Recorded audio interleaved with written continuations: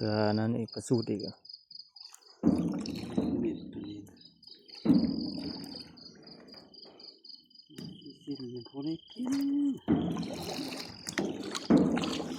มองน้อยใครนะ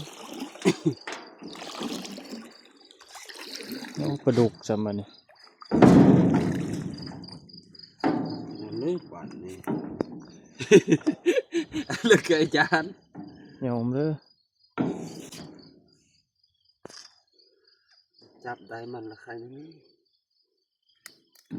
จับได้จานป้าโมงเท่านึงก็โมงปลาเก่งนี่แหละถึกปลุกนั่นนี่แหละเก่งมาถึกลายปลุกปักหมื่นตึบเลยนะปลุกปักป้าโมงเลยเขาอีกอยู่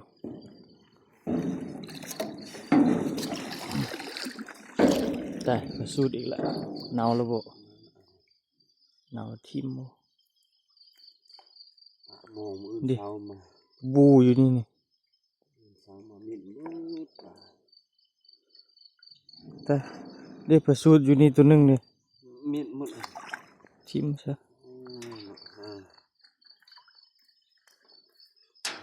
ยามหัวเรือสู้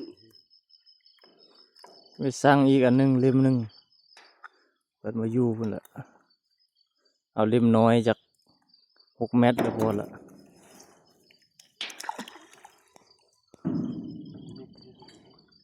เอาเล่มน้อย10 เมตร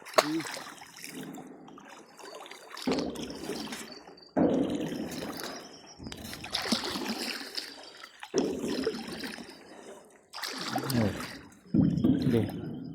ปะบูอีกแล้วแม่ปะบูทองมาซอกกินแกบกินหำอยู่แถวนี้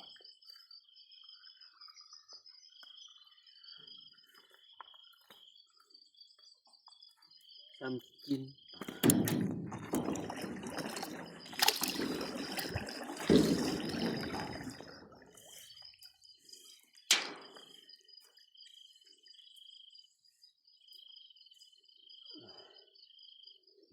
ดีจาก5 มัดเลยเนาะ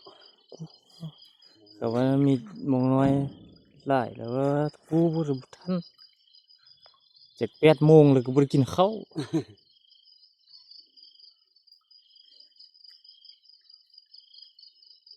คือปรากฏในใครเนี่ย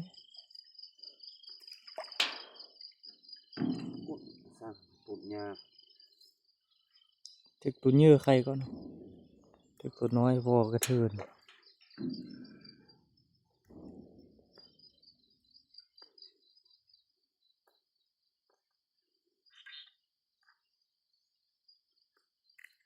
เลือกมัน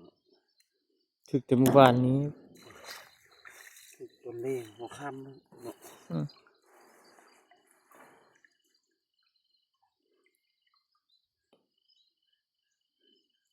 สุดไหลถึกแต่หัวแรงมันบนเฮงหาย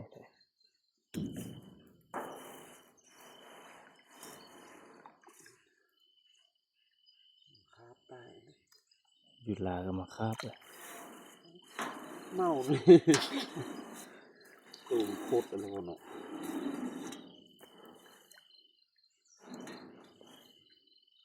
รอดอยู่บนแล้วนะก็สิรอดอยู่แหละกินแล้วคอยปรับตูมให้นอนปรับมาคิดเลยเราแถวนี้ที่เบื้องนั้นได้ดีก่อนตัวปลามันเลยหลุดทางเนาะตัวปลุกอีกแล้วดิ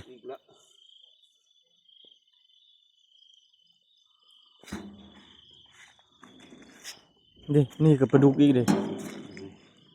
ปลาดุกสองแองเลย หญ้าดินแม่โอ้ยบุมักนะ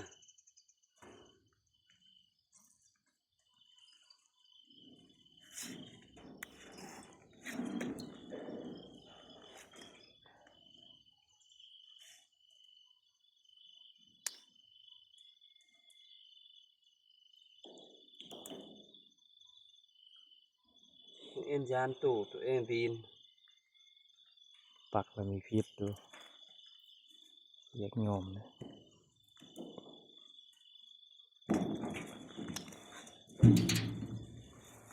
ตัวนั้นมาอีก ได้หรอกตัวนี้ ยังคือเดียวมึงเลื่อมอยู่ป่ะนะมืดแห้งอะ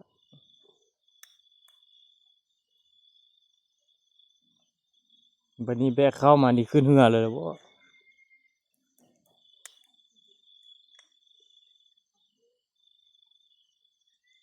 พอดีแหละเข้าพร้อมคนพร้อมเครื่องพร้อมนี่พอดีมืดเลยเมือนกระปูทอง ดูทองนะ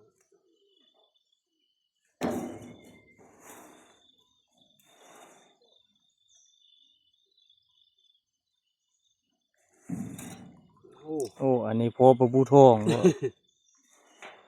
โหสิ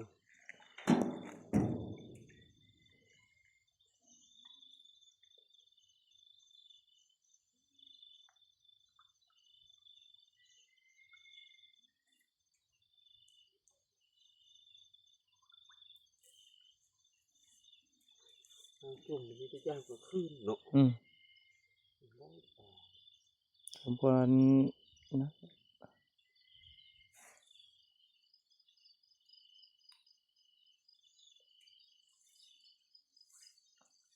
เสียปลาให้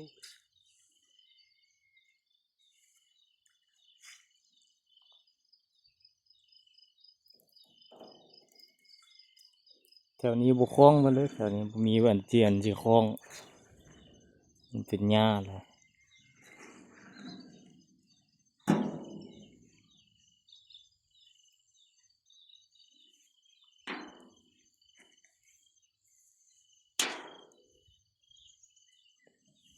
เหมือนบ่เห็นจากตัว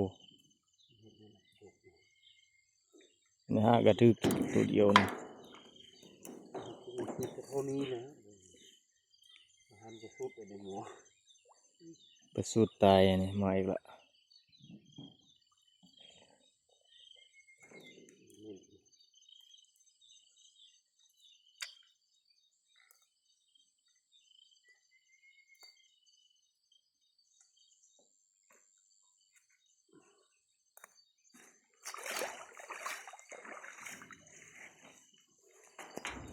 สุดมีปลาหรอ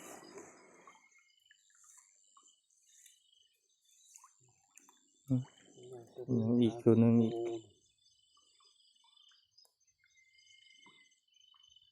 ปักงาบอยู่สำหรับ มดแท้บัดนี้